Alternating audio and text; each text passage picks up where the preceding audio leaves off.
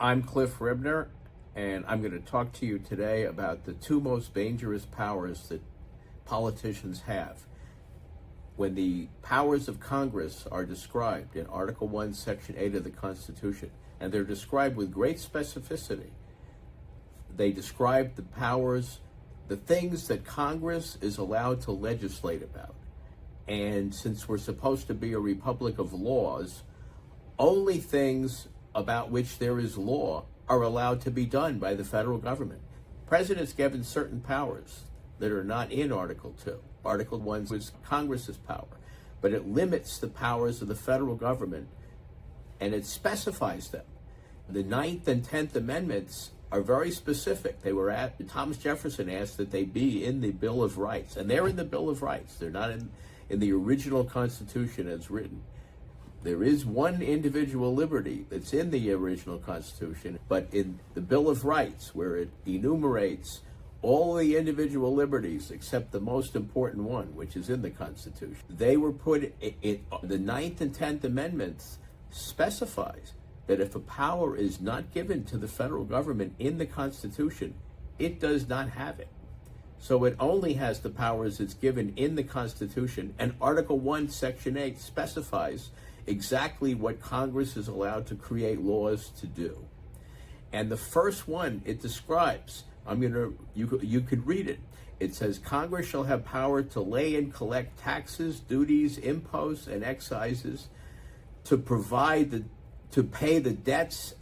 This is the purposes that it's allowed to collect taxes for, to pay the debts and provide for the common defense and the general welfare of the United States.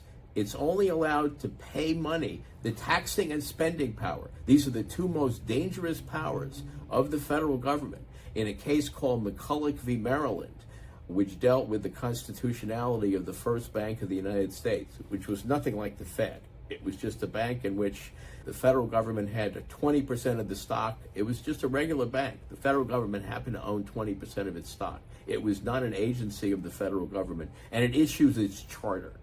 That's the only things about it. And by the way, Thomas Jefferson thought it was totally unconstitutional. Alexander Hamilton thought it was barely constitutional, although he couldn't find a specific clause in the Constitution that permitted it. Anyway, the taxing and spending powers are the two most dangerous. Have to remember, the Revolution began as a tax revolt. The British were taxing us, and they were doing all these things to collect the taxes. And the colonists who were our ancestors hated it.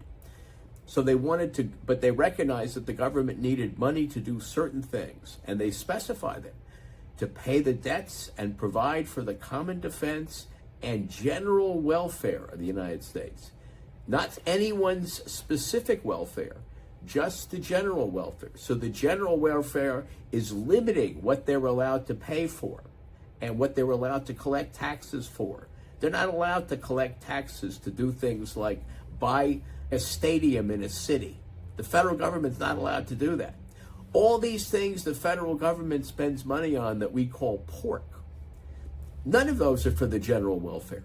All of those are for the welfare of a particular jurisdiction in which some corrupt congressman or senator has gotten us to use our money to pay for.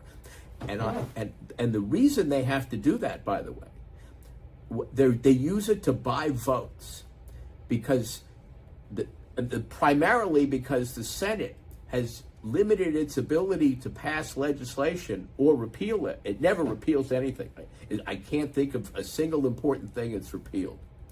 It should be repealing stuff constantly, but it doesn't, because it requires overcoming the filibuster rule, which changes the Constitution. They're not allowed to amend the Constitution. Article 5 of the Constitution specifies how the Constitution is allowed to be amended, and there's nothing in it that permits the Senate to do it by itself. And that's exactly what the senators did when they passed a rule.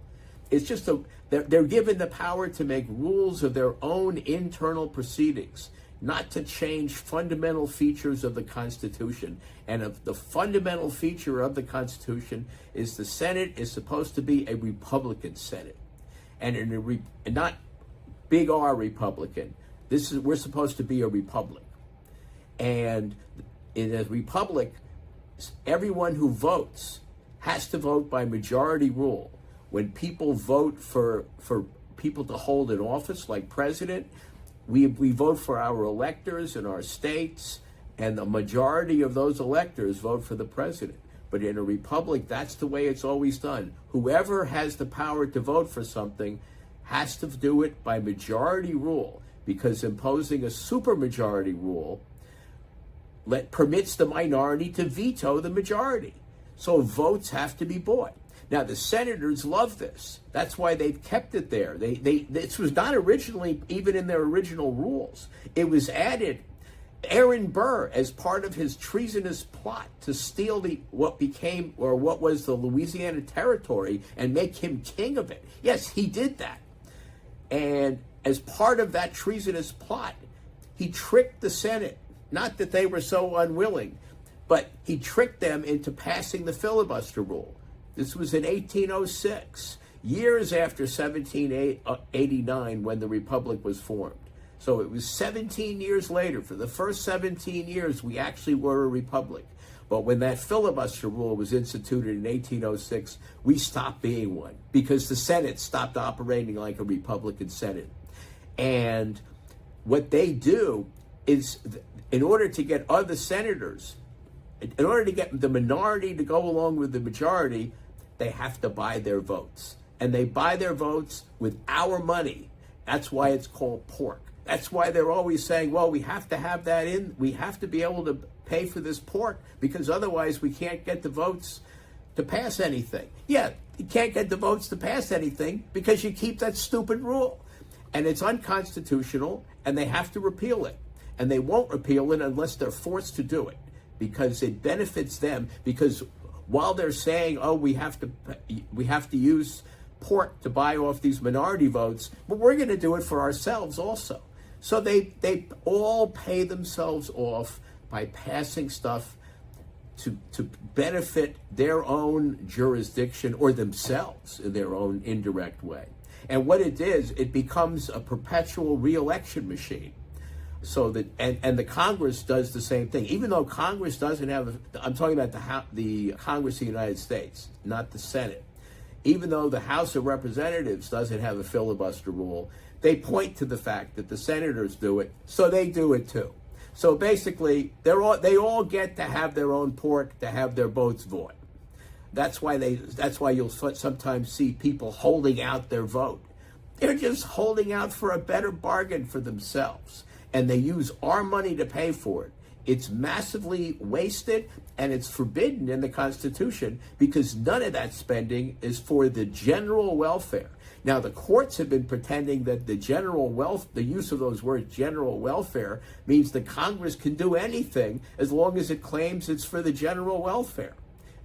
But it's a limiting clause. It limits what they can spend the money on. And James Madison made very clear that that's the case. In the Federalist 46, he wrote about this. And he said that use of the term general welfare, it's not an empowering thing, it's a limiting thing. They can't do anything that's not for the general welfare. They can't tax or spend unless it's for the general welfare. And they can't do any of and then after that, all of the other powers that they have are enumerated.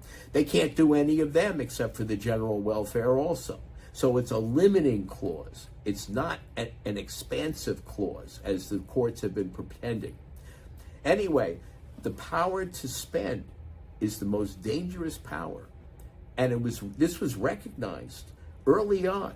The Congress, individual senators wanted to spend money on what they called internal improvements. This was to build canals. Now, arguably, these things are great benefits to the commerce of the society, although it's debatable whether you needed the federal government to get involved in it. They had various arguments for it. But anyway, there were proposals to spend money on these things, on highways and on canals, internal improvements. That was what they called it. By the way, this was still going on when Lincoln ran for office. In fact, he was a big proponent of spending money on general on those things. That was part of his platform. He originally started out as a Whig before he was a Republican. So he was in favor of internal improvements also, using federal money, which means our money. Anyway, originally it was determined that it was unconstitutional to spend money on these things. And then what happened was the federal government got access to certain money. I won't go into the details of it, but it got some money, basically it wanted. And Henry Clay wanted to use that for internal improvements, and Congress passed a law to do it. And James Madison vetoed it. President James Madison, by the way, was the principal author of the Constitution, but he vetoed the internal improvements measure. He said Congress doesn't have we don't have the power. It's not enumerated in Article 1, Section 8. And he went through the whole thing in his veto message, which you can read on the internet now. And in his veto message, he said, we don't have the power. And the Interstate Commerce Clause specifically does not permit it. Today, the idea, they use the Interstate Commerce Clause to do everything, including create the SEC and the FDA. They claim, well, because Congress has given the power to regulate commerce between the states, that means it can regulate specific businesses which are part of commerce. That's not what it means. In the Federalist 42, James Madison made very clear that the only purpose of that clause is to give the federal government a power to regulate not the citizens or their businesses, but the states. To prevent the state, to give the federal government a supervisory power over the states, to prevent each state from bullying businesses from other states. Anyway, in the case of McCulloch v. Maryland, which dealt with the First Bank of the United States, the Supreme Court, the original Supreme Court under Chief Justice Marshall, actually said the power to tax is the power to destroy. And that's why it has to be so limited. They didn't even think in terms of the kind of regulation that goes on now. If the power to tax is the power to destroy, imagine what the power to take control of a business and order them around is. That is truly the power to destroy. That wasn't even before the court at that time. Anyway, they followed basically the opinion of Alexander Hamilton. President Washington had Hamilton and Jefferson write memoranda to him about the constitutionality of the First Bank of the United States. Jefferson said it was unconstitutional. Hamilton said it was barely constitutional under the necessary and proper clause. But he couldn't point to any other clause that permitted. He said it would be useful, basically. And it would be useful in doing things like regulating interstate commerce or basically paying the soldiers to the extent we needed an army, things like that. And of course, we did need an army, and the power to raise money to have an army and a navy is permitted in the Constitution. But you can see that the taxing and spending clauses, it's one clause in the Constitution, and it all has to be for the general welfare, not specific welfare of specific people or specific portions. It couldn't even be for the general welfare of, say, the state of Pennsylvania. They're not allowed to do that. And when they make payments for things like schools, it's never for the general welfare. They can say the whole program constitutes for the general welfare, but that's not. They're not allowed to just have a program to do it. And by the way, there was no such thing as what we call welfare originally. That was a creation of the 20th century. Basically, it happened for the first time in the Franklin Roosevelt administration. Prior to that, the federal government was not involved in paying citizens money for their upkeep, which is what it is. It's taking money from one citizen and paying it to another. And it's not the same as charity, because it involves the government stealing money from people, which they call taxes, and then giving it to others. And in the Bible, Jesus says to render money unto Caesar, or render unto Caesar what is Caesar, and unto God what is God's. And in welfare, what happens is the federal government pretends to be God. so that the people who receive it, if they're supposed to give thanks to anyone, they're saying thanks to Caesar. But Caesar didn't actually get that money or didn't earn that money. It taxed it. It took it from other citizens.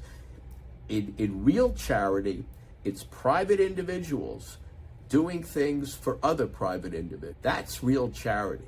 It's not charity when you're forced to give it and it's extorted from you under threat of prison, which is what taxes are. Anyway, the reason the spending power is so dangerous is precisely for what we see it doing all along. People in office use it to buy votes. They use it to buy votes in the Senate to get to the 60 votes, and they use it to buy votes from us. They do things and then they brag about it in their district when they run for office. We should say, damn you for spending that money, instead of thank you for doing so. They expect us to thank them and give them our vote.